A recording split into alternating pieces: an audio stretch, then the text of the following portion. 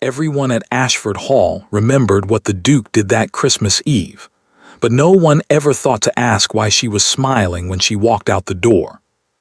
The candles had already been lit when Rosalind descended the stairs. Ashford Hall was magnificent in December. Garlands of holly threaded through the banisters, fires roaring in every hearth, the smell of roasted chestnuts drifting up from the kitchens below. For 15 years, this house had been the only home she had ever truly known. She had grown up in its corridors, learned to read in its library, buried her grief in its gardens after her father passed. She knew every creak of its floorboards, every draft in its east wing, every mood of its skies. She had dressed carefully that evening. Her gown was deep green, not fashionable but well-made, the color bringing out the warmth in her dark eyes. She had pinned her hair herself, no maid to assist her, but she had done it neatly and with care. She was not vain about her appearance, but she was not careless either. Tonight was Christmas Eve. Even she had allowed herself that much. The drawing room was already full when she entered. Lord and Lady Pemberton stood near the fire with their 2 daughters. Sir Edmund Graves had arrived from Wiltshire with his eldest son. There were distant cousins, a handful of neighbors, the usual assemblage of Ashford society that gathered each year for the Duke's Christmas dinner. They turned when she entered, and there were nods, a few polite smiles. She was known to all of them, the Duke's ward, raised under his roof, the daughter of his late father's trusted friend. Not family, precisely, but something close to it, or so she had always believed. The Duke stood near the window with Sir Edmund, his back half turned to the room. He did not look up when she entered. She told herself it meant nothing. He was in conversation. He was the host. He had a great many people to attend to. She told herself these things very deliberately, the way one recites a lesson one is not entirely sure of. Dinner was announced at 8. The dining room at Ashford Hall seated 40 when fully extended, though tonight it held only 22. The long table gleamed with silver and crystal, candelabras throwing warm light across the faces of the assembled guests. At the far end, closest to the kitchens, a secondary table had been arranged smaller, plainer, for the senior household staff who dined with the family on Christmas Eve by long tradition. Mrs. Hartley, the housekeeper, Mr. Beale, the butler, the head cook, Mrs. Price, 2 senior footmen. Rosalind moved toward her usual place. She had sat at the Duke's table every Christmas for 15 years, always in the same chair, third from his right, when she heard his mother's voice behind her. Miss Hartwell, the Dowager Duchess's tone was pleasant, clipped, precise. You are there this evening, she turned. The Dowager was gesturing not toward the main table, toward the secondary one, toward the small card bearing her name, written in the Dowager's own careful hand, placed between the chair of Mrs. Price, the cook, and the first footman. The room had gone very quiet. Not silent, people were still speaking, glasses still clinking, chairs still scraping against the parquet floor. But the conversations nearest her had softened, the way they do when something has happened that no one is yet willing to acknowledge. Rosalind looked at the card. She looked at the table. She looked for just a moment at the Duke. He was watching her now. His expression was unreadable, not cold, not apologetic, not anything she could name. He held his wine glass loosely in one hand, and he simply looked at her and said nothing. She turned back to her card. Of course, she said. Her voice came out steady. Later, she would not entirely understand how. She sat down. She unfolded her napkin. Mrs. Price, to her left, gave her a look of such naked horror that Rosalind almost wanted to comfort her. Mr. Beale, to her right, stared rigidly ahead, his jaw tight with something that looked very much like shame on her behalf. Rosalind picked up her soup spoon. She ate the first course in its entirety. She answered when spoken to. She did not cry. She did not flush. She did not look at the Duke's table where the Dowager was holding court, where Lady Pemberton was shooting careful glances toward the secondary table, where the Duke sat with his wine untouched and his eyes fixed somewhere above the centerpiece. She ate every last spoonful of her soup. And then she waited. 3 weeks earlier, she had not meant to read it. That was the thing she kept returning to in the quiet hours before sleep, the pure, almost comic accident of it. She had gone to the Duke's study to return a book she had borrowed from his shelves, a volume of natural history she had finished and meant to replace before he noticed it missing. The study had been empty, the fire burned low, the afternoon light coming thin and gray through the tall windows. She had crossed to the shelves, slid the book back into its place, and turned to leave. The letter had been sitting open on the desk. She had not sought it out, she had not lingered. She had simply turned and it was there, and the first line had caught her eye before she could stop herself, the way a sudden sound catches the ear before the mind decides whether to listen. The handwriting was the dowager's. Rosalind knew it as well as her own. She has no one to advocate for her. That simplifies things considerably. Rosalind had stood very still for a long moment. Then she had walked out of the study, closed the door behind her, gone up to her room, and sat on the edge of her bed for the better part of an hour. She has no one to advocate for her. She had turned the line over in her mind the way one probes a loose tooth, not to cause pain precisely, but to understand the full extent of the damage. And what struck her, sitting there in the thin afternoon light, was not the cruelty of it. Cruelty she had long since learned to recognize and absorb. What struck her was the efficiency, the matter-of-factness, the way the dowager had written of her as one writes of a piece of furniture that no longer suits the room, not with malice, simply with certainty. And the Duke had not objected. There was no reply on the desk. There was no letter drafted in his hand, no note pushed back across the paper. Only silence, which in its own way was the most complete answer of all. What the dowager did not know, what no one at Ashford Hall knew, was that Rosalind had already written to Edinburgh herself. Not to Mr. Calloway, the solicitor, not to accept the placement arranged for her like a parcel to be dispatched. She had written directly to a Mrs. Agnes Farrow, the widow of a Scottish merchant, who had placed a discreet advertisement in a periodical Rosalind read every month by habit. Mrs. Farrow required a governess for her 3 daughters, beginning the 1st of January. The position offered a private room, a modest but honest wage, and most importantly, a household entirely unconnected to anyone in the dowager's considerable acquaintance. Mrs. Farrow had replied within the week. The position was hers if she wanted it. Rosalind had written back the same afternoon. Yes, she would arrive on the 2nd of January. She had booked her seat on the Edinburgh coach 2 days before Christmas Eve. Her trunk was already packed, tucked behind the armoire in her room, containing everything that was genuinely hers, her books, her mother's brooch, 2 dresses she had bought with her own small allowance, a journal she had kept since girlhood. Everything else in her room, the furniture, the curtains, the writing desk, the view of the south garden, belonged to Ashford Hall. She had looked at all of it carefully the night before, making sure she was leaving nothing behind that she would grieve.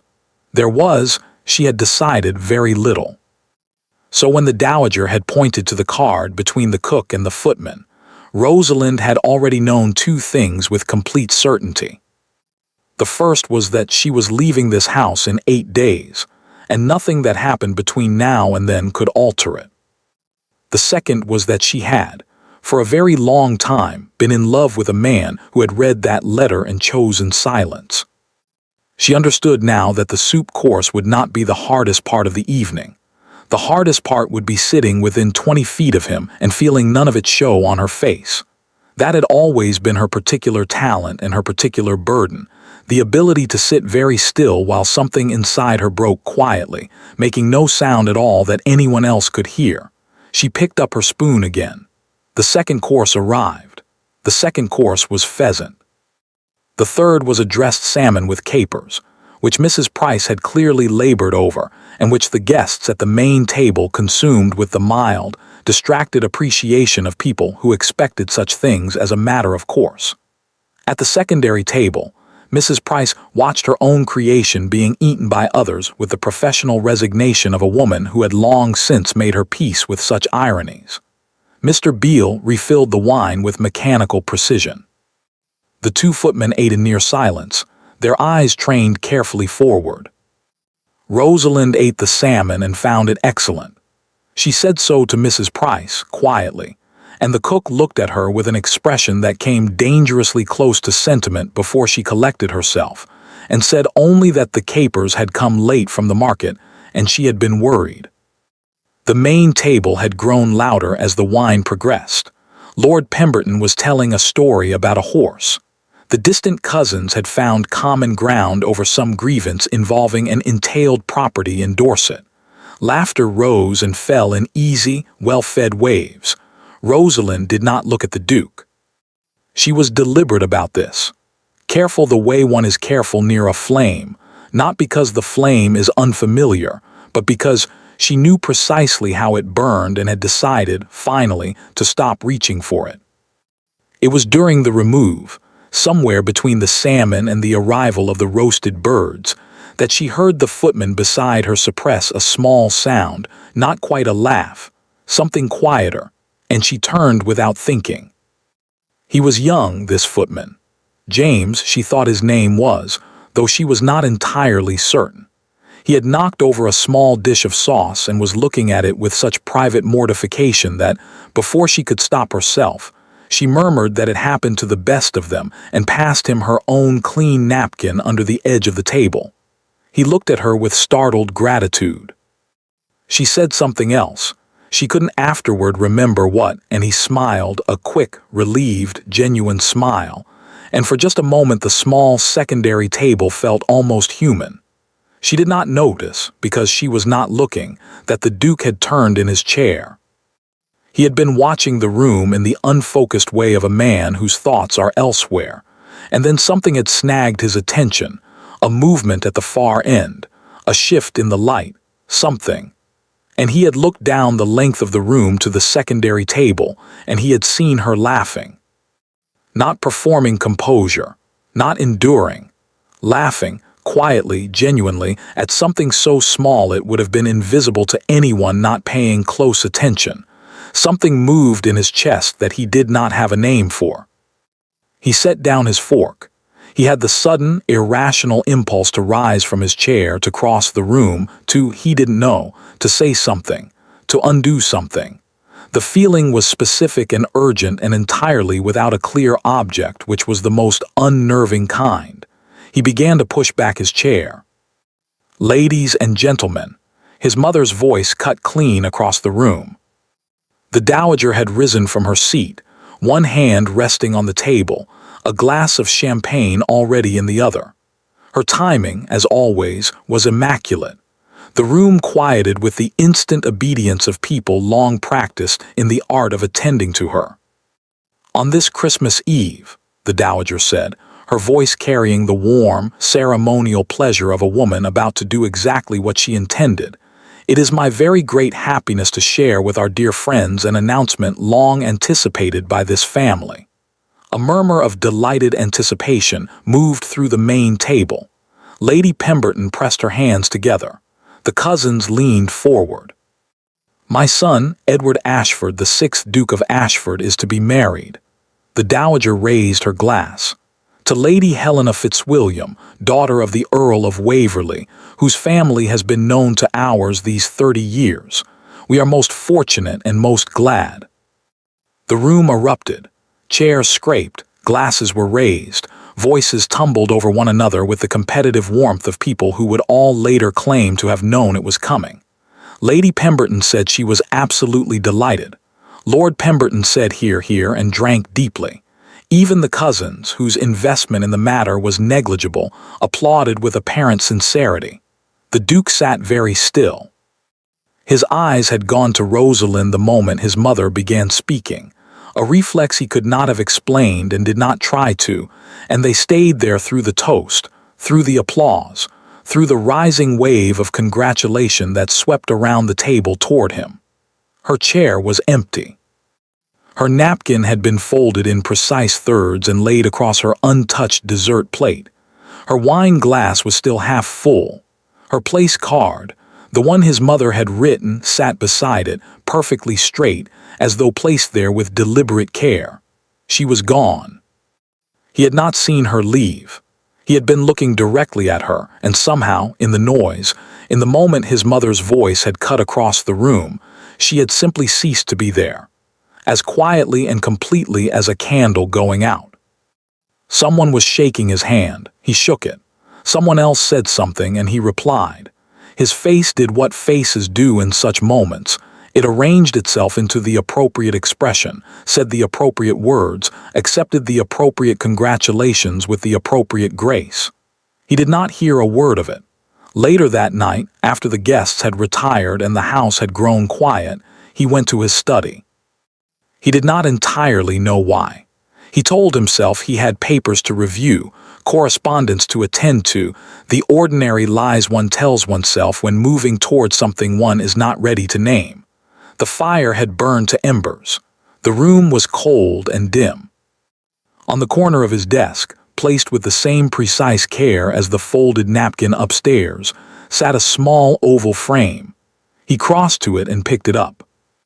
It was the miniature he had painted of her when they were 17 and 19 respectively, during a summer that had seemed at the time entirely ordinary and which he now understood, holding this small painting in the half-dark, had not been ordinary at all. There was no note, no explanation, no reproach. Only this returned to him as cleanly and completely as if she were settling an old account. He stood there for a long time, holding it. Outside, the first snow of Christmas began to fall on the empty drive. He expected a letter. That was the first thing, the assumption so natural he barely recognized it as an assumption. People who left always wrote. They explained themselves, justified themselves, asked for things, accused someone of something. There was always a letter, a note, some trace of the departure that allowed the one left behind to feel that the matter was not entirely finished, that there was still a thread to pull, a conversation to be had, a resolution waiting somewhere just ahead. Nothing came. The day after Christmas, he told himself she had needed time. The day after that, he found himself listening for her step in the corridor above his study, a habit so old and so involuntary that he didn't notice he was doing it until the silence where the sound should have been became its own kind of presence. On the 28th, he asked Mrs. Hartley, as casually as he could manage, whether she had heard from Miss Hartwell. Mrs. Hartley looked at him with an expression he could not quite read. "Edinburgh, Your Grace," she said. "She left on the 27th, the morning coach." He stood in the doorway of the linen room where he had found her, and he said nothing for a moment that went on slightly too long. "I see," he said finally. "She left everything in good order," Mrs. Hartley added, in the tone of someone who has decided to be scrupulously factual in lieu of saying what she actually thought. "Her room was immaculate. She took very little." "Thank you, Mrs. Hartley."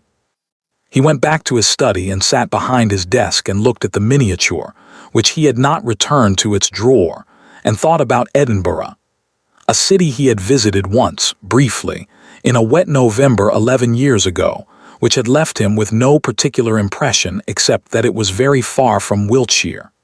He wrote 3 letters over the following week. The first was careful and formal, the kind of letter a guardian writes to a ward who is left without proper notice, expressing concern for her welfare and requesting confirmation of her safe arrival and current address. He read it back and found it so bloodless that he was ashamed of it.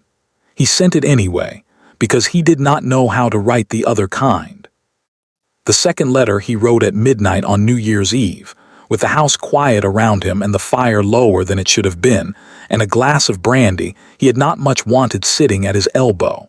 That letter said rather more than the first.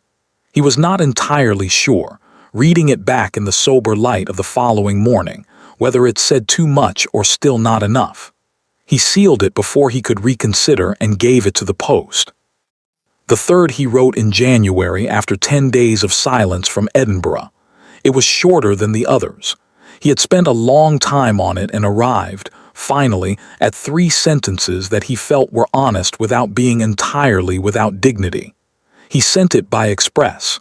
None of them were answered. Not refused, not returned, not replied to with coldness or anger or even the formal 2 lines of acknowledgement that basic courtesy would have required. Simply not answered, as though they had been received, read, set aside and quietly determined to be beside the point. He found this somehow more unsettling than anger would have been. Anger he understood. Anger gave you something to push against. This was different. This felt like arriving at a door you had always walked through freely and finding it simply no longer there. Lady Helena Fitzwilliam came to Ashford Hall in the second week of January, accompanied by her mother and a formidable quantity of luggage, for what was described as a getting acquainted visit. She was handsome, composed, and perfectly agreeable. She admired the portrait gallery with what appeared to be genuine interest. She sat through dinner with his mother and a selection of neighbors without any visible signs of distress. She was everything, in short, that the situation required, and the Duke was aware, watching her across the table on the first evening, that he felt for her precisely nothing, not dislike, not attraction, not curiosity. Only a mild, dispassionate appreciation of her obvious competence, of the kind one might feel toward a well-organized household account. She caught him distracted on the second evening and said, with a directness he had not expected, "You are thinking about someone else." It was not a question. He looked at her. She looked back with the calm, slightly weary expression of a woman who had been through enough drawing-room performances to recognize one when she saw it. "I am sorry," he said, because it was true and because she deserved that much. "Don't be," she said. "I am in much the same position as it happens." She picked up her wine glass. "We have both been managed into this very elegantly, haven't we?" He said nothing. She drank her wine. "I would like," she said presently, "to discuss this with you properly before the week is out. There may be a solution that suits us both rather better than the one our families have arranged." He nodded slowly. It was, he thought, the most honest conversation he had had in several months. His mother came to find him on a gray Tuesday morning in late January. She wished to discuss the wedding arrangements, the date, the church, the guest list, the particular political significance of inviting or not inviting certain families from the northern counties. She sat across from him at his desk with her small leather notebook open in her lap and her pen ready, and her expression carrying the pleasant, purposeful energy of a woman engaged in work she considers important. The Duke listened for some time. Then he said, very quietly, "What did you write to Calloway about Rosalind?" A pause, very brief, so brief that if he had not been watching for it, he would have missed it entirely. "I don't know what you mean," his mother said. "I think you do." She held his gaze for a moment with the assurance of a woman who had held far more difficult gazes than this one. Then she said, with a small composed adjustment of her posture, "I did what was necessary. You were not going to do it yourself. You had no authority." "I had every authority." Her voice did not rise, it never rose. She was a fixture in this household that had outlasted its appropriate season. You know this. You simply lacked the will to address it, and the situation was becoming remarked upon. I acted on your behalf as I have always done. "On my behalf," he repeated. "Yes." She read that letter, another pause, longer this time. "Then she will have understood the position clearly," his mother said, "which is perhaps just as well." He stood up from his desk. It was a simple movement. He simply rose from his chair, but something in it made his mother, for the first time in the conversation, go quite still. "She sat at that table," he said, "at Christmas, below the kitchen staff, because you put her there, and she had already read in your own handwriting that she had no one to advocate for her, and she sat there and ate her soup and said nothing and left without a word, and He stopped. The sentence had somewhere it needed to go, and he was not yet sure he was prepared to arrive there. I did nothing. "Edward." I sat 20 feet away, and I did nothing. The study was very quiet. Outside, the January wind moved through the elms with a low, persistent sound like something trying to get in. His mother looked at him for a long moment with an expression that was not quite sympathy and not quite irritation, but something composed of both. in the proportions of a woman who has been right about most things for a very long time and has not yet fully accepted that this might be one of the exceptions. "She is gone," she said finally, "and you have obligations that do not bend themselves to sentiment. I suggest you remember that." She closed her notebook, rose from her chair, and left him. He stood behind his desk for a long time after the door closed, looking at the miniature on the corner where he had left it, and understanding, with the particular quality of understanding that arrives too late and sits too heavily, exactly what he had allowed to happen in that dining room on Christmas Eve. She had known, she had sat there knowing, and still she had folded her napkin in precise thirds and left without asking him for a single thing. That, more than any of it, was what he could not stop turning over. She had expected nothing from him, and he had given her exactly that. The coach journey to Edinburgh took 2 days and 1 night, with a stop in a market town in the Midlands where the inn was cold, and the mattress suspicious, and the other passengers. A wool merchant, his wife, and a clergyman who sneezed with operatic frequency, offered the kind of company that required no actual conversation, only the occasional nod of shared endurance. Rosalind had brought 4 books and read none of them. She sat with one open in her lap for most of the first day and looked out the window instead, watching England unfold itself in its winter colors, the bare hedgerows, the frosted fields, the villages passing like pages of a book she had already finished. She had made this decision. She was at peace with it. She kept telling herself these things with the steady, slightly effortful conviction of someone who is in fact at peace with a decision, but who has not yet had time to grieve everything the decision costs. She was not unhappy. She was clear-eyed about that. Unhappy was not the right word for what she was. She was emptied out, perhaps, cleaned of something that had been living in her for a long time and not yet sure what would fill the space. She watched the countryside and let herself carefully feel it. She thought about the dining room, about the card in the dowager's handwriting and the precise way she had walked to her place and sat down and unfolded her napkin without a tremor. She was not sorry she had done it that way. The alternative, the scene, the tears, the confrontation, would have given them something to talk about. This way, they had nothing. Only a folded napkin and an empty chair, which said everything she wanted said without a single word that could be used against her. She thought about the miniature. She had carried it in her dress pocket for the 2 days between Christmas and her departure, taking it out occasionally and looking at it with the detached curiosity of someone examining evidence. He had been 19 when he painted it. She had been 17. It was summer. She remembered the summer, a long and golden one before his father died and everything changed. He had asked her to sit still and she had tried and failed, and he had laughed at her and told her she was the worst subject he had ever attempted, and she had said he was the worst painter she had ever sat for, and they had both been lying, which was perhaps the beginning of everything, or the middle of it, or the part she should have paid more attention to. She had placed it on his desk because she could not keep it and she could not throw it away. Returning it was the only honest thing. A settling of accounts between 2 people who were no longer going to pretend they owed each other nothing. She had not cried when she left it there. She had cried, very briefly, on the coach out of Wiltshire, with her forehead pressed against the cold glass, and the wool merchant's wife dozing across from her, and the winter fields going past in the gray early morning.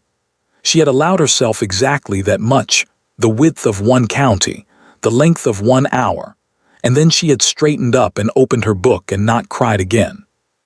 Mrs. Agnes Farrow met her at the door of the house on Harriet Row herself, which Rosalind had not expected, and which told her something immediately useful about the woman's character. She was perhaps 50, broad-shouldered, with the kind of face that had probably always been more interesting than beautiful, and had settled comfortably into that fact. Her late husband had been a merchant in the wool trade, successful enough that the house on Harriet Row was solid and well furnished without being ostentatious, the kind of house that spoke of money earned rather than inherited, which Rosalind found she preferred. She had spent 15 years in a house that was magnificent in the way of things that have always been magnificent and expect to go on being so indefinitely. There was something restful, she was discovering, about a house that had simply decided to be comfortable.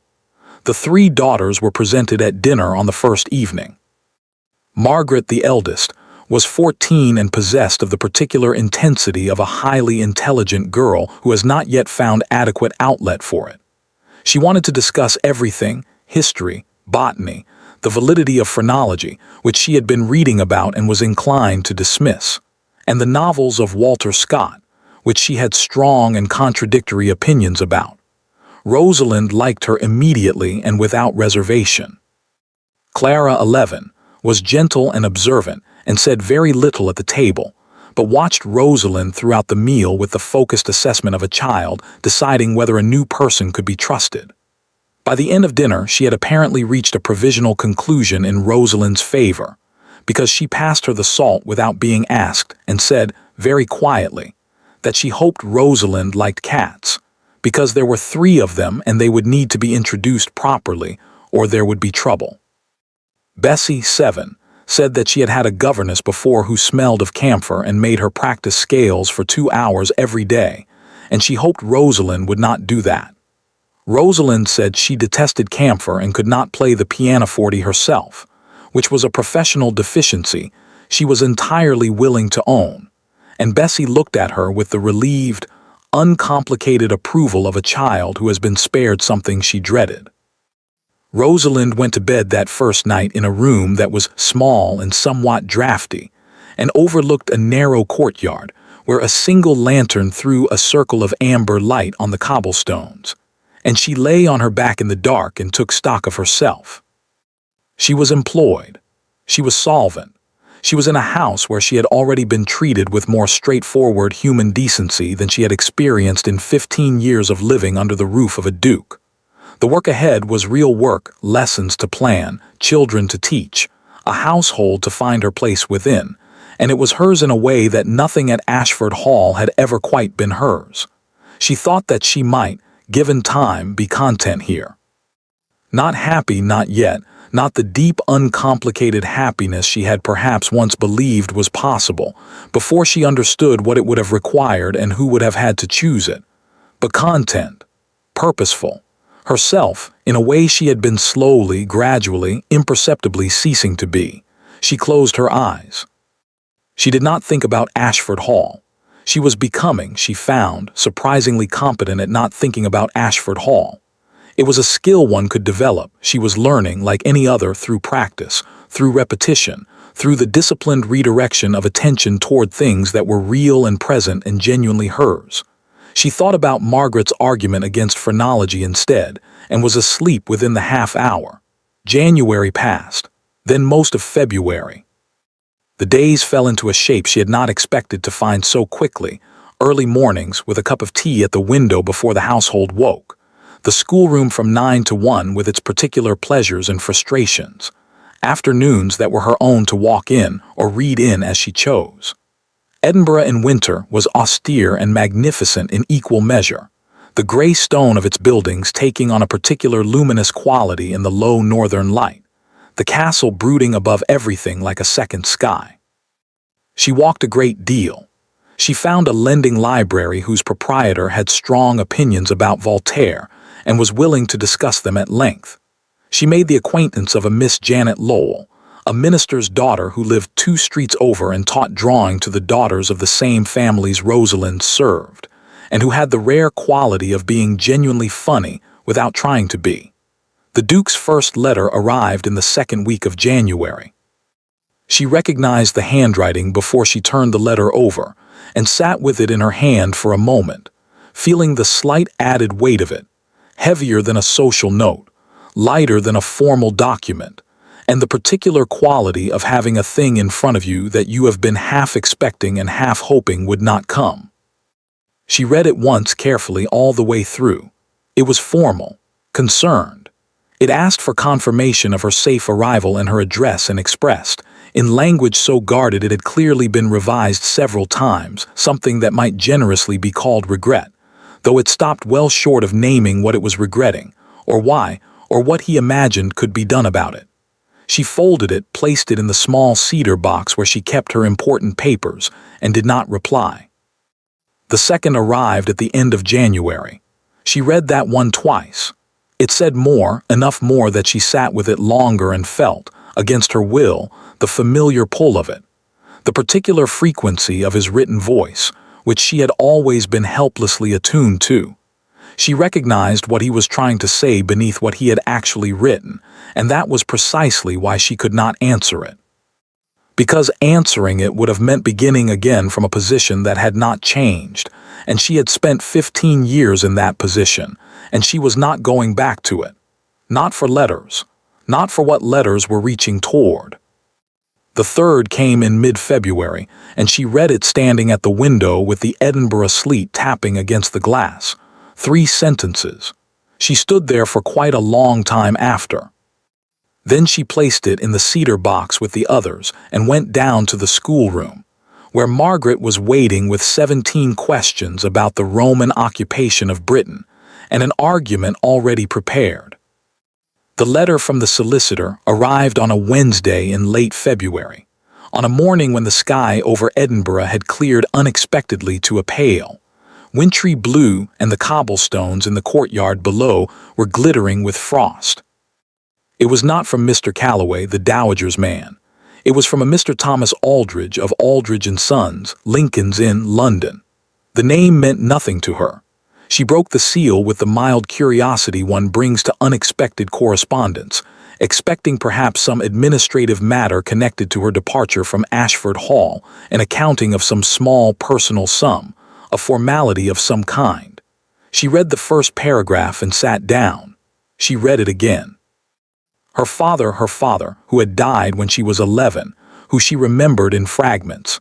His hands, his laugh, the particular smell of his study, the way he had called her his most sensible person, had left a provision in his will that had been held in trust by Aldridge and Sons for the past 15 years.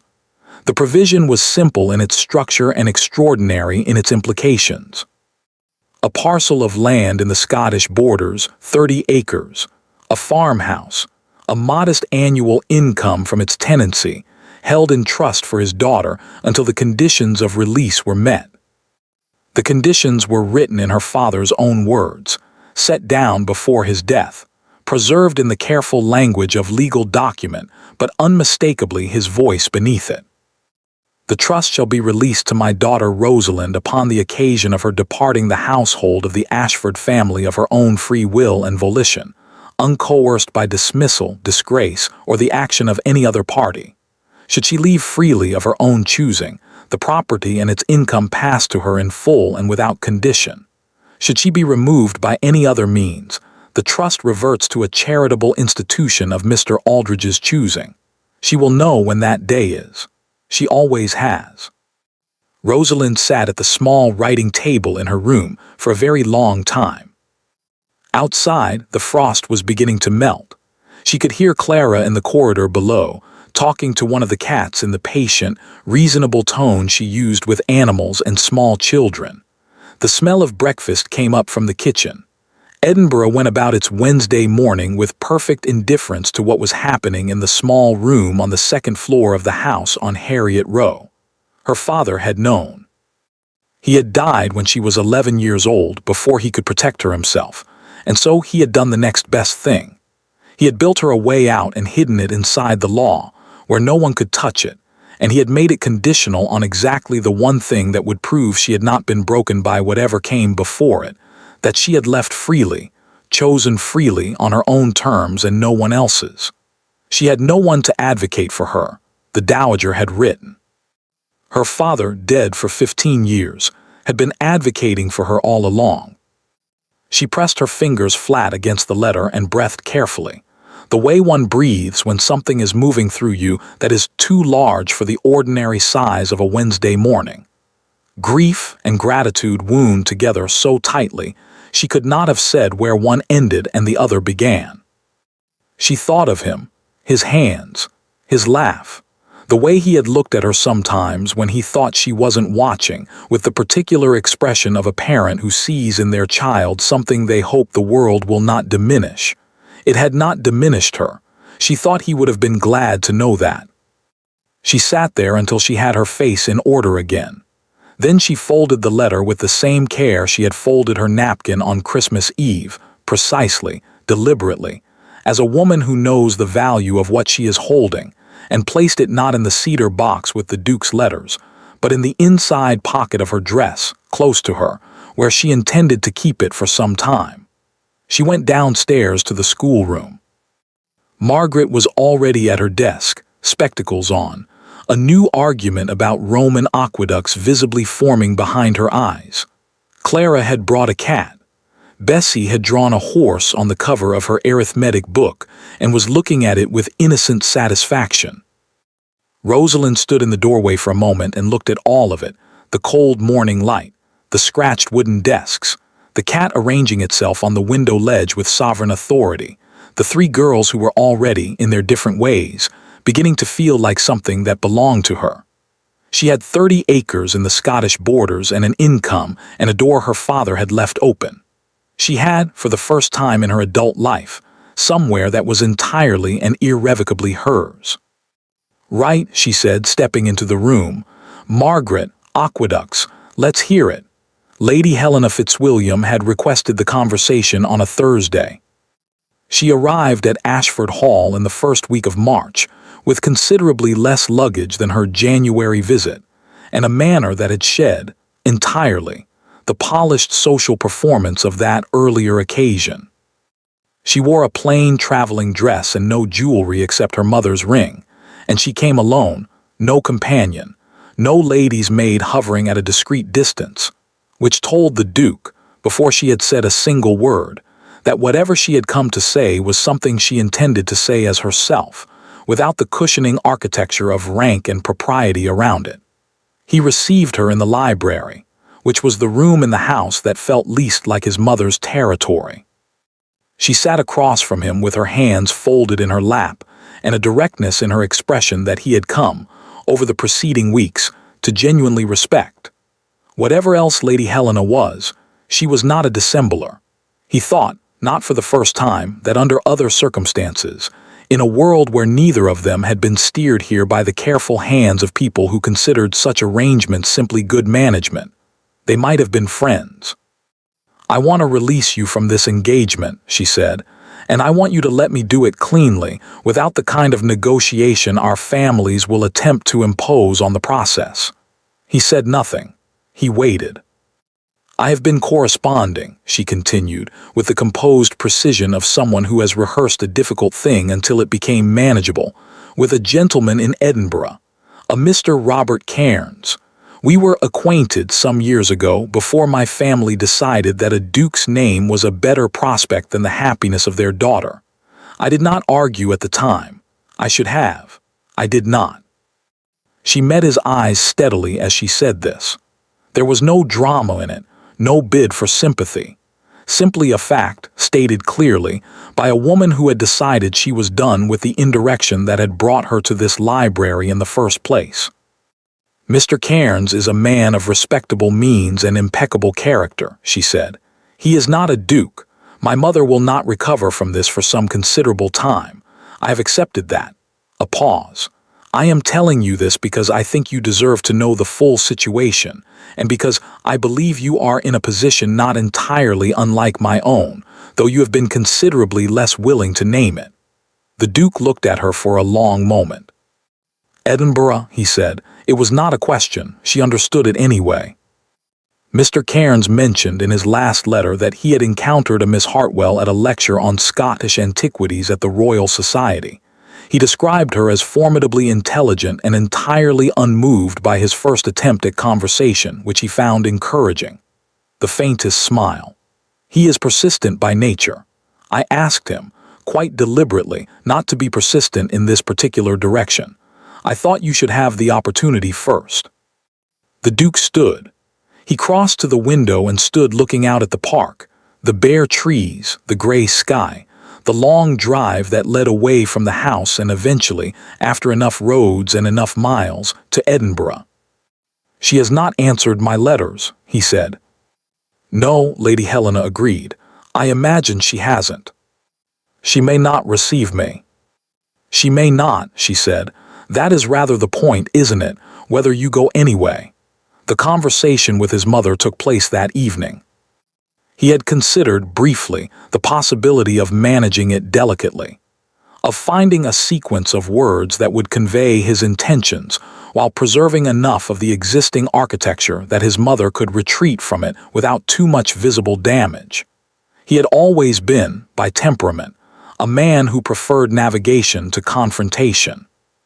He had learned it young in this house, from a woman who was so comprehensively certain of her own correctness that disagreement had always seemed less like a legitimate alternative and more like a failure of understanding on the part of whoever disagreed. He had sat with that thought for some time before going to find her. He found her in the drawing room, reading correspondence by the fire, a cup of tea going cold at her elbow. She looked up when he entered with the mildly alert expression she reserved for unexpected interruptions, not unwelcoming, simply assessing. "Lady Helena is releasing the engagement," he said. His mother set down her letter very carefully. "I see. She has her own reasons, which are hers to speak of or not as she chooses. I am not contesting it." "Edward, I am going to Edinburgh." A silence fell over the room that had a different quality from his mother's usual silences, those measured, tactical pauses she deployed the way a chess player deploys a tempo, to force the other person to speak and thus reveal something. This silence was different. This one had something in it that he had not, in 34 years, heard in his mother's silences before. Something that might, in a less composed woman, have been called uncertainty. "She left," his mother said finally. "Of her own choosing, she made herself very clear." "She made herself very clear," he agreed, "because you made the situation very clear to her, in writing, before Christmas." "I acted in your interest." "You acted in the interest of the Ashford name," he said, "which is not the same thing, and I think you know that, and I think we have both pretended for a very long time that it was." He kept his voice level. He was not angry precisely, or rather, he had been angry for several weeks, and had arrived on the other side of it at something quieter and more durable, something that felt uncomfortably like clarity. "I am not reproaching you. You have always done what you believed was right for this family. I understand that.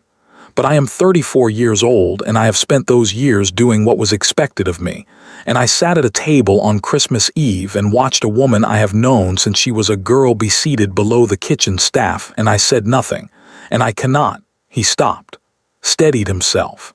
"I will not compound that with continued inaction." His mother looked at him for a long time. The fire crackled. Somewhere in the house a clock was ticking with its usual indifferent precision. "She may not have you," she said at last. "I know. She would be entirely within her rights." "I know that too." Another silence.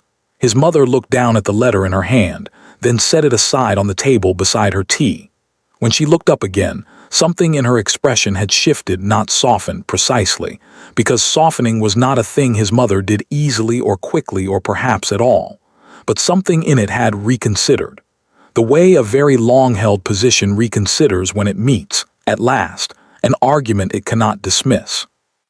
"She is a good woman," his mother said, very quietly, the words appearing to cost her something she had not budgeted for. "Yes," the Duke said, "she is." He left her by the fire and went to tell his valet to pack a bag for Scotland. In Edinburgh on the same Thursday evening, Rosalind was sitting at the writing table in her room with the lamp lit, and a stack of exercise books open before her, Margaret's essay on the Roman conquest, Clara's arithmetic, Bessie's letters which were improving, and which Bessie would be pleased to hear tomorrow morning. A knock at her door. Mrs. Farrow put her head in. "A letter came for you this afternoon," she said. "I forgot to give it at dinner. Forgive me." She set it on the corner of the desk and withdrew with the tact of a woman who knew when to leave a room. Rosalind looked at the letter. The handwriting was unfamiliar, a neat, somewhat angular hand she didn't recognize. The postmark was Edinburgh. She broke the seal with the paper knife and unfolded it. It was from a Mr. Robert Cairns. He introduced himself briefly, a merchant, a neighbor in the loose sense that Edinburgh used the term, a friend of the Farrow family. He had met her at the Royal Society lecture in February, he wrote, though he suspected she might not remember him. He had attempted conversation, and she had been politely conclusive on the subject of ending it, which he entirely understood and did not hold against her. He was writing, he said, because he felt she ought to know something, and because his conscience would not allow him to stay silent about it. He was engaged recently to a Lady Helena Fitzwilliam of Wiltshire, who had, in the course of their recent correspondence, mentioned Rosalind by name. Lady Helena had asked him, with considerable delicacy, to write to warn her that a certain party might be making the journey to Edinburgh in the coming days. Lady Helena wished it known, through this somewhat circuitous route, for which she apologized, that the engagement between herself and the Duke of Ashford was being dissolved, and that this dissolution was entirely of her own initiation, and that the Duke was coming to Edinburgh not at anyone's suggestion, but of his own choosing and his own will. He had thought, Mr. Cairns wrote in closing, that she deserved to hear this from a neutral party rather than to be taken by surprise. He hoped the information was welcome. He hoped further that she was well, and that Edinburgh was treating her kindly. He remained with respect, etc. Rosalind read the letter twice. Then she set it down and sat very still at her writing table, with Margaret's essay on Roman conquest open in front of her, and the lamp making its small circle of yellow light in the Edinburgh dark, and the sounds of the house settling around her. Mrs. Farrow's voice somewhere below, a cat moving in the corridor, the distant clatter of a carriage on the cobblestones outside. He was coming. Of his own will, not managed into it, not steered by anyone, coming because he had chosen to, which was the thing she had waited 15 years for him to do about anything that mattered and had stopped, finally, expecting. She thought about what she would say. She thought about what she would not say. She thought about the cedar box with its 3 unanswered letters, and the miniature she had returned to his desk, and the folded napkin, and all the years of sitting very still while things happened around her that she had no power to change. She thought about 30 acres in the Scottish borders and her father's handwriting, and the door he had left open. She was not the woman who had sat at that table in December. She understood that clearly and without drama. That woman had been waiting, still waiting for something to be given, waiting to be chosen, waiting with the patient endurance of someone who has confused endurance with virtue. She was not waiting any longer. She had walked through the door. She was standing on the other side of it, in a life that was genuinely and entirely hers. If he came to Edinburgh, he was coming to find that woman. Not the one he had left behind. She picked up her pen. She thought for a moment. Then, with the quiet and deliberate composure that had always been her greatest resource, she turned back to Margaret's essay on Roman conquest and wrote her comments in the margin in her neat, clear hand. She would sleep on it. She had learned these past months that most things looked different in the morning, clearer, truer, stripped of the drama that night had a way of lending them. She would sleep, and in the morning she would know what she thought, and whatever she decided, she would decide it freely. That was, after all, exactly what her father had arranged. He arrived on a Saturday. Edinburgh received him with the weather it reserved for Southerners who came north in March without adequate preparation. A low, determined rain that was not quite cold enough to be dignified as sleet, but was certainly cold enough to be unpleasant, driven sideways off the firth by a wind that knew its business. The Duke stood outside the house on Harriet Row for a moment after his carriage had pulled away, his coat already damp at the shoulders, looking up at the building with the expression of a man who has rehearsed a thing many times, and is now discovering that rehearsal and arrival are not the same experience at all. The house was solid and well kept, painted shutters, a brass knocker in the shape of a thistle, a lamp burning already in the downstairs window, though it was only mid-afternoon because the March sky over Edinburgh had decided that adequate light was someone else's responsibility. He knocked. A housemaid answered, young, efficient, mildly startled by the quality of his coat relative to the ordinariness of the door she had just opened. He gave his name and asked if Miss Hartwell was at home. The maid disappeared. He stood in the narrow entrance hall and waited, his hat in his hands, water dripping quietly from his brim onto the flagstone floor. He heard footsteps on the stairs above, then a pause. Then the footsteps resumed more slowly, and Rosalind appeared at the top of the stairs and looked down at him. She was wearing a dark blue dress he had never seen before. Her hair was pinned simply, the way she had always worn it when she was working rather than performing. She was not wearing the expression he had been braced for, not cold, not wounded, not the careful blankness of someone marshalling their defenses. She was simply looking at him with the clear, level attention she had always brought to things that required it, as though he were a problem she was in the process of assessing. He had forgotten, somehow in the months of her absence, how completely she could look at a person, how there was nowhere to hide in it. "Your Grace," she said. The formality of it landed with quiet precision. "Miss Hartwell," he held her gaze, "I am sorry to arrive without warning."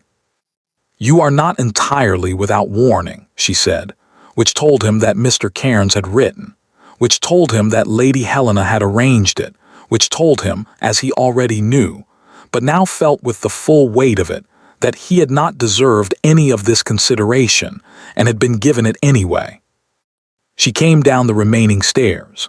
"Come through," she said, and led him into a small sitting room off the hall, a comfortable room, plainly furnished, with books stacked on every available surface and a fire burning and a gray cat occupying the best chair with absolute sovereign authority. Rosalind did not remove the cat. She simply took the other chair and left him the small sofa, which was upholstered in a faded green that had clearly once been fashionable and was now simply itself. He sat. The cat regarded him with the specific contempt that cats reserve for people who have recently done something to deserve it. He thought, absurdly, that he had never in his life felt the weight of a room's judgment more completely. "I won't ask you why you didn't answer my letters," he said. He had decided this on the road north. It was, he felt, the one thing he was sure of. "You had your reasons and they were sufficient, and I won't make you explain them." Rosalind said nothing. She folded her hands in her lap and waited with the particular quality of waiting that had always been distinctively hers, not passive, not submissive, but alert. The waiting of someone who has learned that most people, given enough silence, will eventually say the thing they actually came to say. He had always known this about her. He was only now understanding how much he had relied on it over the years, as a reason not to speak first himself. "I came to tell you 3 things," he said, "and then I will go or stay as you prefer, and I will accept whatever you decide without argument or appeal. That is not a negotiation. I mean it precisely as I've said it." She inclined her head very slightly, listening. "The first is that I found my mother's letter, after you left. I know what it said, and I know that you read it before Christmas, and I know that you sat at that table knowing what it said, and I need you to understand." He stopped. The sentence had several possible endings, and none of them were adequate. "There is no version of what happened that Christmas that reflects well on me. I could explain the circumstances. I could point to pressures and obligations and the particular architecture of a life that had been managed, for as long as I could remember, by people who were very certain of what it required. None of that is an excuse. I was 20 feet away from you. I saw what was done. I said nothing and I did nothing, and I have thought about that every day since you left, and I am not here to ask you to excuse it. I am here to tell you that I know it clearly without qualification." The fire shifted. A coal settled with a soft sound. The cat, apparently satisfied with something, closed its eyes. The second thing, he said, is about the miniature. Her hands in her lap were very still. I painted that the summer I was 19, he said. You kept moving and I told you to sit still and you told me I was a poor painter, and we were both lying, and I think we both knew it even then. I kept that miniature for 15 years. It sat in my desk drawer and I took it out occasionally, more often than I would ever have admitted to anyone including myself, and I looked at it, and I put it back, and I went on with whatever was required of me. He paused. When I found it on my desk on Christmas night, I understood, for the first time, with the particular clarity that comes too late and costs too much, what I had been doing with it all those years. What I had been doing with a great many things, keeping them in drawers, taking them out in private, putting them back. He looked at her directly. I am 34 years old and I have spent those years being very competent at the management of a large estate and very thoroughly useless at anything that mattered. Something moved across Rosalind's face, brief, involuntary, quickly composed. He couldn't name it with certainty. He went on before he lost his nerve. The third thing is the simplest and the one I should have said first 15 years ago, and did not, because I was a coward dressed up as a responsible man. He met her eyes. I love you. I have loved you for so long that I cannot identify the beginning of it, which I think means it was never not the case. I am not telling you this because I expect anything from it. I am telling you because you have spent your entire adult life in a house where people decided things about you without telling you the truth, and I will not do that. You deserve to know the truth of where I stand, even if what you do with that information is to ask me to leave Edinburgh and not return. The room was very quiet. Outside, the rain moved against the windows with its patient, indifferent sound. Somewhere above them, footsteps, one of the children, moving between rooms. The ordinary life of the house going on around this particular moment with complete unconcern. Rosalind looked at him for a long time. He held her gaze and did not try to read it, and did not try to fill the silence, which was perhaps the hardest thing he had done in the entire journey. You said you would stay or go as I preferred, she said at last. Yes. And that you would accept whatever I decided without argument. Yes. She rose from her chair. She crossed to the window and stood looking out at the rain on the cobblestones below, her back to him, her hands loosely at her sides. He waited. The cat opened one eye, assessed the situation, and closed it again. I am not the person who left Ashford Hall, she said. Her voice was quiet and even and completely serious. I want you to understand that before anything else. I'm not waiting to be brought back to something, or restored to something, or returned to a version of my life that has simply been corrected. That life is over. I have 30 acres in the Scottish borders and an income and 3 girls upstairs who need a governess and a city that I am, slowly, learning to love. That is mine. Whatever happens or does not happen, that remains mine. I know, he said, I would not ask you to give any of it up. She turned from the window, looked at him. You have not asked me anything, she said. No, he held her gaze. I don't think I've earned the right to ask, not yet. Something shifted in her expression then, something small and careful, like a door that has been locked a long time moving a fraction on its hinges. Not open, but no longer quite as firmly closed. I need time, she said. Not as a courtesy, not as a softening of a refusal. I genuinely need time because what you have said tonight is considerable, and I have spent 15 years learning not to trust considerable things said by people who subsequently go quiet, and I am not capable of simply setting that aside in one evening, however sincerely the evening has been conducted. I understand. I am not saying no. She said it with the precision of a woman who means exactly the words she uses and no others. I am saying not tonight. He nodded. He stood, his hat still in his hands, and he looked at her, this woman in her plain blue dress in her borrowed sitting room in her adopted city, with her cat and her schoolroom and her 30 acres and her father's letter in her pocket. And he felt something that was not hope exactly, and not relief exactly, but something adjacent to both. Something that had the quality of a thing that might, given time and care, and the absence of further stupidity on his part, become one or the other or both. "I will find rooms," he said. "I will be in Edinburgh tomorrow morning."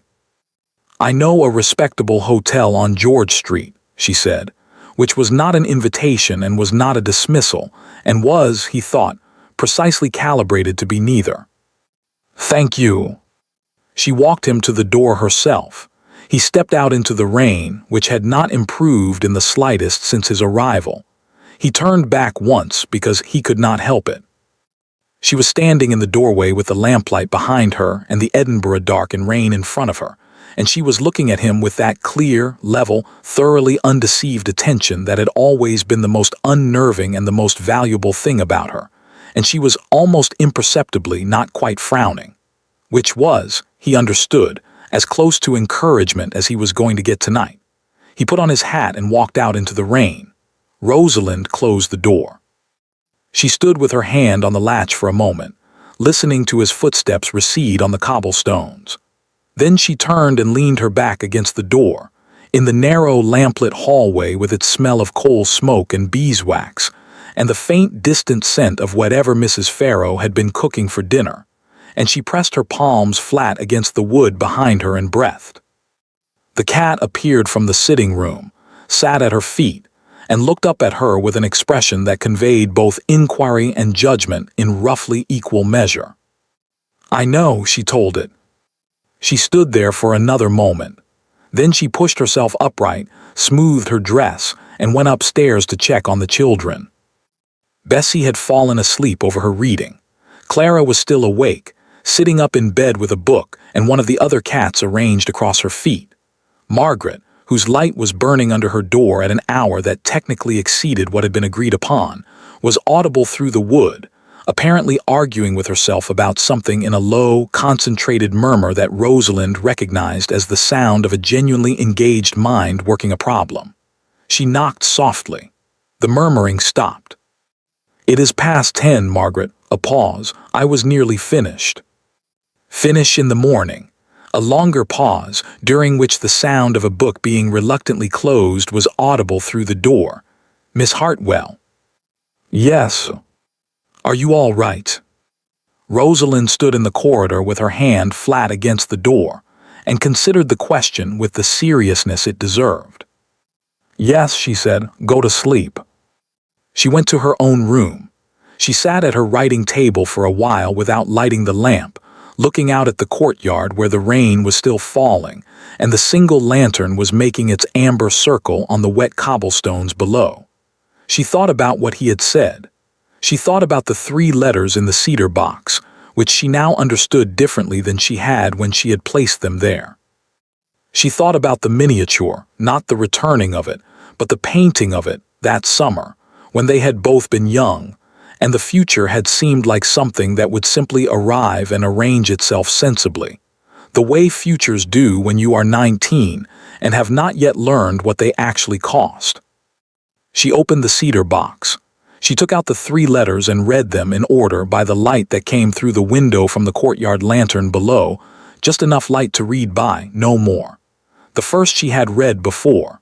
The second she had read twice. The third she read now with different eyes than she had brought to it in February, and what she found in it, in those 3 careful, stripped-back sentences, was not the same thing she had found before. She had read them, all those weeks ago, as the words of a man trying to recover something he had lost through carelessness. She read them now as the words of a man who was beginning, slowly, imperfectly, with the particular ungainliness of someone learning a thing they should have learned long ago, to understand what he had been careless with. It was not the same thing.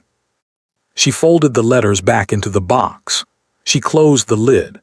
She sat for a while longer in the dark and the rain, and then she made herself a cup of tea with a small spirit lamp she kept on the windowsill for exactly these occasions, and she drank it slowly, and she thought, with the deliberate, patient honesty she brought to things that mattered, about what she wanted.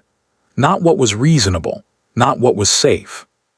Not what the woman she had been at Ashford Hall would have wanted, from behind the glass of 15 years of waiting. What she, Rosalind, who owned 30 acres and had earned her own wage, and had walked out of that dining room with her napkin folded and her spine straight, what she wanted. She sat with the answer for a long time before she allowed herself to name it. Then she set down her cup and went to bed and slept for the first time in months, without dreaming of Ashford Hall at all. The estate was called Hartwell Grange, which was what the tenants had always called it and which she saw no reason to change. It sat on a low rise above a river in the Scottish borders, surrounded by 30 acres of rough pasture and a kitchen garden that had been somewhat neglected under the previous arrangement, but which had, over the spring and summer, responded with considerable enthusiasm to being properly attended to. The farmhouse itself was old, older than Ashford Hall by at least a century, built in the solid, undecorated way of buildings that have decided to outlast everything and are simply getting on with it. The ceilings were low. The windows were deep-set. The floors were flagstone throughout and cold in the mornings unless you remembered to put on shoes, which Rosalind frequently did not, being a person who had always thought better without them. She had taken possession in June, once the school term in Edinburgh was finished and Mrs. Farrow had found, through some minor miracle of the neighborhood network, a replacement governess who met with Margaret's exacting standards. The farewell had been prolonged and sincere. Clara had cried, which she had clearly found embarrassing and done anyway with great dignity. Bessie had given Rosalind a drawing of a horse, which she had folded carefully and put in her dress pocket alongside her father's letter, where it had stayed until she arrived at Hartwell Grange and found a proper frame for it. Margaret had shaken her hand very formally at the door of the house on Harriet Row and told her that she had been the best teacher she'd had, and then, before Rosalind could answer, had gone very quickly back inside. Rosalind had stood on the step for a moment after the door closed, smiling at nothing in particular, which was something she was finding herself doing rather more often these days. He had stayed in Edinburgh for 2 weeks in March. He had not pushed. He had not managed. He had appeared each morning at a reasonable hour and asked, with a diffidence that she found both genuine and slightly unfamiliar on him, whether she had time for a walk or a conversation, or simply the company of someone who was trying very hard to be different from what he had been, with varying degrees of success. She had said yes, most mornings, not all. She had reserved the right to say not today without explanation, and he had accepted it without question, which told her something. The accumulation of small things she was discovering told you more than the large ones. The large things could be performed. The small ones were harder to sustain falsely over time. They had walked through Edinburgh in the March rain and talked about everything except the thing they were really talking about, which was, she supposed, what courtship had always been, stripped of its formalities. He had been funny, which surprised her. Not in the polished drawing-room way, but in the quieter, more private way of a person who had spent a long time being serious in public and had, somewhere in the preceding months, decided to stop treating that as a requirement. He had told her, on the last morning before he returned to Wiltshire, that he would come back whenever she allowed it and stay away as long as she required, and that he had no intention of making this easy for himself by making it uncomfortable for her, and that he understood the difference between the two things now, which was an understanding he had arrived at somewhat late but intended to keep. She had looked at him for a moment on the steps of the hotel on George Street, in the thin March sunshine that had arrived on his last day, as if the weather had decided finally to make an effort, and she had said, carefully, that she thought he might come back in May.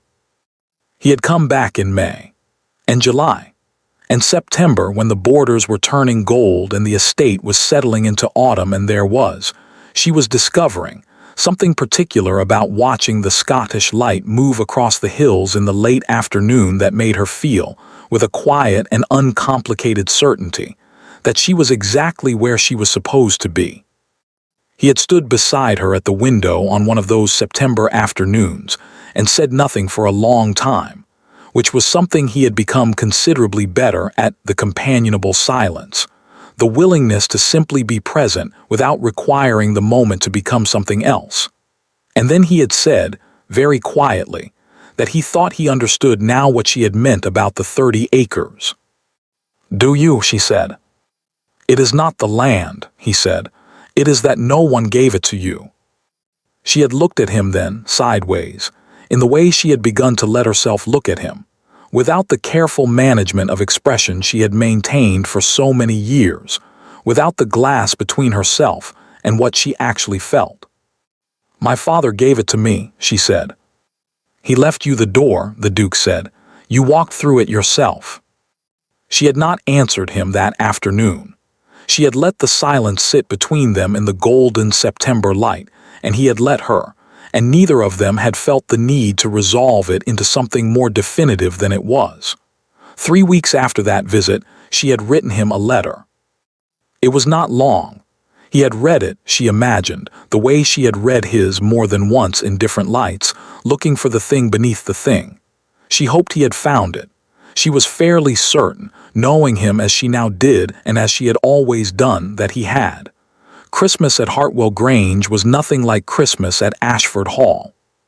There were no 40-seat dining rooms, no garlands of imported holly, no assembled ranks of county society performing seasonal goodwill at one another across 3 feet of polished mahogany. There was a table that seated 12 at a push, which tonight seated 9, Mrs. Farrow and her daughters, who had made the journey from Edinburgh with considerable excitement and considerable luggage, Mr. Cairns and Lady Helena, who had married quietly in October and were spending their first Christmas in Scotland, and the Duke, who had arrived the previous evening with his valet and a quantity of wine that she had told him was excessive and which was turning out to be precisely right. The Dowager had not been invited. This had been discussed once with the seriousness it deserved and set aside. Perhaps next year, perhaps the year after. There was time, and the situation was what it was, and Rosalind had found, over the course of a year in which she had become very clear about what she was and was not willing to carry, that she could hold space for the possibility of repair without requiring it to happen before she was ready. Her father's letter had taught her that, among other things. Some provisions took time to mature. She had received in November a brief note from the Dowager. It had not said very much. It had said enough. She had read it and sat with it and placed it, not in the cedar box, which she was retiring from use, but in the small desk drawer where she kept things that were not yet resolved but were no longer urgent. That seemed, she thought, like the right place for it. Dinner was loud in the way of tables where the people around them actually like each other. Margaret was in the middle of an argument with Mr. Cairns about the economic conditions that produced the Highland clearances, which Mr. Cairns appeared to be enjoying enormously. Clara was teaching Bessie a card game of questionable rules that she claimed to have invented herself. Lady Helena and Mrs. Farrow had discovered a shared and passionate opinion about a novel they had both read and were pursuing it with the focused energy of people who have found an unexpected ally. The candles threw warm light across all of it, the mismatched chairs, the good wine in the plain glasses, the remains of a goose that had been excellent and a pudding that had been, as Bessie announced to the table, the best thing she had ever eaten in her entire life, which Rosalind had made herself and was inclined to agree with. She sat at the head of her own table. That was still a thing she felt every time, the particular unflashy solidity of it, not as triumph, not as vindication, simply as fact, the way the most important things become fact when they have settled into the ordinary shape of daily life. This was her table in her house on her land. She had put the flowers in the middle herself, late holly from the kitchen garden, unpretentious and dark-berried. She had chosen every person sitting around it. She had cooked a portion of what they were eating with her own hands, which would have horrified the Dowager, and which she had decided was a quality she was entirely content to cultivate. The Duke was at her right. He had been talking to Mrs. Farrow for the past quarter of an hour about the tenancy arrangements of the Grange. He had offered, in September, to have his own land agent review the terms as a favor, not as a correction. And she had thought about it for 2 weeks and then accepted. And he was listening to her with the full, unhurried attention she had watched him develop over the course of this year. The attention of a man who has decided that listening is not a courtesy, but a skill worth acquiring.